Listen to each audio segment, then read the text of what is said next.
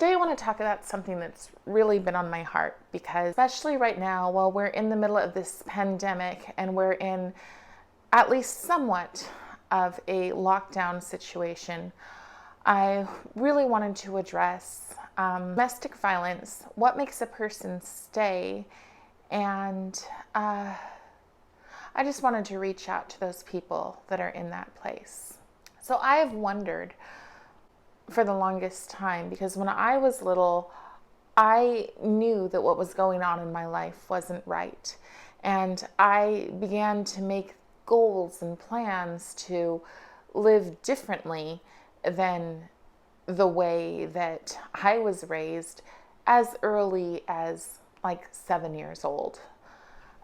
Like I've said before, I put myself into foster care at 8. And at that point, I already had an idea of what I wanted my life to be like. And I already had these standards that would not allow me to settle. That doesn't mean that I didn't have moments when I was tempted to or even did settle. But something in me was able to get out of bad situations. And I've just been really pondering what it is that makes some people stay. And so I just wanted to talk about self-worth and where we get it and how we get put into this place so far down that we would accept extremely poor treatment from another human being. And I think that starts for a lot of people with labels. I think that when you are a foster kid, a lot of times in your experience, whether or not it is vocally expressed or whether or not it's just by the way that people treat you, you are made to feel insignificant. I know that for me, at one point, a foster home suggested that by the time I was 13, I would have 2 kids and be on welfare for the rest of my life, that I was no good and I was going to just have a really hard time of it. And the thing is that they had no reason to say that. Nothing about the person that I was fit that projection. And so for me, what it came down to is what I'm willing to own and what I'm not willing to own. So I think about these people, and why is it that they are willing to own so much of the garbage that other people put on them? Why is it that women are willing to believe that they are worthless, that they can't do any better, that they are fat pigs, that they are stupid, and that they can't open the door and walk away? Because to me, that just seems like an easy thing to do. But it's not. There are so many people, and when I talk about people, I want to express that I don't just mean women, because there are men who are in the same situation. Sometimes it's even with a woman as the abuser. Sometimes it's gay men in that situation. But there are people who allow people to just push them down and push them down and push them down. And what I want to talk about is the why. Like, why do we take ownership when people treat us horribly? When I was little, very bad things happened to me. I was sexually abused when I was 5. When I told my stepfather, he told me not to tell my mother because she would get upset. And what he was really doing was grooming me to be his pet. Luckily for me, I was able to recognize that and to get out. Still, to have somebody like do these things to you over and over. My mother was a very, very, very difficult person. She is very, very disturbed. When I was little, she would call me slave girl and make me call her Your Majesty. She would beat me every single day for things like my brother, who's 9 years different than me, having a wet diaper when I got home from school. So I've been told that I'm worthless. I've been shown that I'm worthless. All of these experiences. But the thing is that I refuse to own them. I'm very careful about who I let into that inner circle. And that's what I want to talk about, is boundaries. So how do we have those boundaries? It's who gets to fit into the inner circle, because that inner circle is our choice, and our choices are the only things that we need to take responsibility for. So why is it people that get out of traumatic situations often find themselves in traumatic situations again? Why is it that a child who says never again, nobody is ever going to treat me the way that I was treated when I was growing up, then ends up with a significant other who treats them exactly like that, and sometimes even worse? I think it's because they believe the worst about themselves. So my thought is, how do we learn to love ourselves? How do we learn to see value and worth? I saw this woman who was 52 years old asking, how in the heck do I love myself when my own mother thought I was nothing, that I was worthless? Well, I think the first thing that we have to do is ditch those labels. We need to start creating labels for ourselves. And one of the cool things about that is that when you start life out on your own, at whatever point that is, you get to reinvent yourself. You get to go, I love this about this person, and I love that about that person, and I really admire that, and ooh, I wish I was a little bit like that. And you can take all of those things and you can literally study the person. You can watch the people, observe the people, learn from the people, and start to create that for yourself.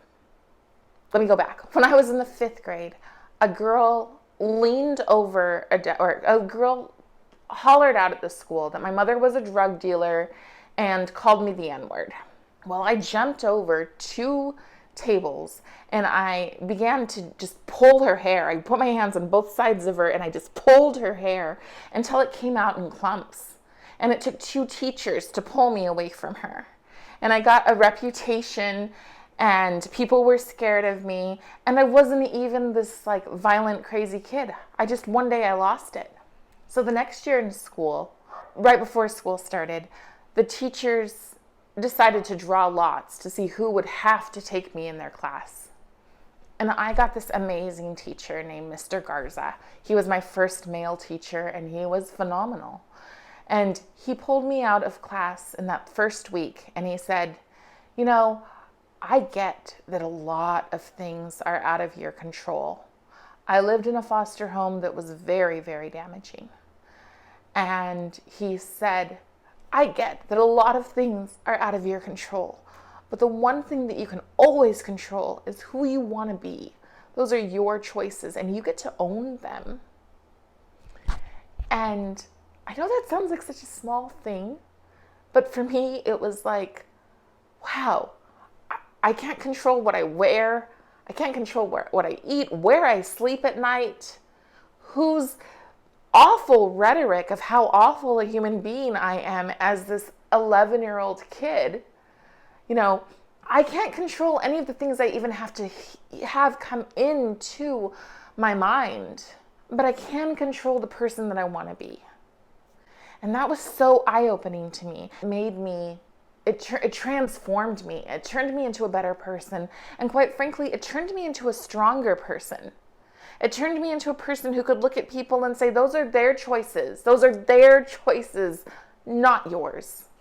So when I think about these people that choose to be with people who treat them so awfully, I just have to go, why? What was it that they were missing? What were they not taught?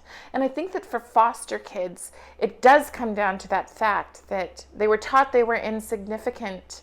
And the other flip side of that is that oftentimes they were taught to pity themselves, but they were never taught to believe in themselves. So sometimes people will say, oh, poor foster child, poor you, you've had a hard life. Here, let me give you everything. This is very common today with foster families. It's very common for people to want to save us. But what needs to happen is we need the tools to be able to save ourselves. We need to be able to look at the world and go, yeah, that doesn't fit my agenda. That does not line up with my goals. And when I say that, I mean that person. So yes, a man can be sweet talk you, as my friend calls it, love bomb you. But I got this information once from a man that I worked with, and he was older than me. And I was doing the online dating thing, and it was not working out very well. It was not a great experience. And he came up to me and he goes, you know what? When you date somebody, it should be perfect for the first 3 months. Like, there should be nothing wrong at all. And if it's not, you should dump them because you could do better. And I thought, well, that sucks. Because, you know, I mean, if I expect them to be perfect, then I'm going to be extremely lonely. And as somebody who lived so extremely alone, both like in reality and mentally, I didn't want to be alone. And so at first I didn't listen to his message. At first I dated boys and they broke my heart, or they used me. And then I thought about what he said, and I thought, all right, I'm going to try this. I'm going to practice this. And I ended up just like going on one date and going, nope, doesn't work, not returning a call, nothing. And feeling more and more empowered by each and every experience. Not a kind of person who wanted to have booty calls. I don't even know if that's what they're still called, but I didn't want to have a casual relationship. I wanted a soulmate. And so I started to realize what I wanted in a soulmate. And if you didn't fit into that quality, and I'm not talking about rich and famous or like had the best body in the world. I was talking about the person who was going to love me for me. And when I say love, I think that love is sacrificial. I wanted somebody who was going to care so much about me that they put me first, but also that I wanted to put them first too. And at the beginning of my relationship with the person, I have kind of a young and immature, I want Prince Charming to take care of me attitude about it, because that's where I came from. But as the years go by and I look at what real love is, it is that wanting the best for another person, even if it's a little bit painful for you, even if you have to give up some things, some smaller things, but not your dignity, not your self-worth, not your physical safety. Because if somebody takes those things away from you, they don't love you. They're using you. And I think that what happens a lot of time is that they prey on those of us who come from hard situations. A really disturbing way of being, because we've been through enough. You have to love yourself before you start dating someone else. You have to love yourself and know what you're worth. And a lot of times it's like, well, how do we love ourselves when we've never had anybody love us? Okay, well, most of us tend to be really good friends. Most of us tend to be, what I've noticed is that a lot of us tend to be very, very loyal people. The kind of people who would stand in the way and tell somebody off who started attacking one of our friends. So you got to do that for yourself. You have to be your own best friend. And so maybe you don't start with loving yourself. You just start with liking yourself. And how do you do that? Well, start thinking about the good things about you, and don't say that there isn't anything.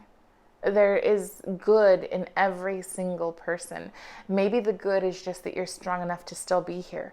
Maybe the good is that you're not only here, but that you're literally here watching something that can help you feel better about yourself, that can help you move from point A to point B.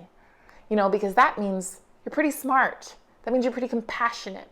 That means you want to learn. There's something good about yourself right there. So You start with liking yourself. You start with being your best friend, and you start with being the kind of person that you would want to be friends with if you weren't. That's how I feel like I was able to escape a lot of the drama in the outside world. And even now, especially with what's going on with the quarantine, with the COVID, you sit there and you go, I'm lonely, nobody's calling. And then, are you okay with yourself?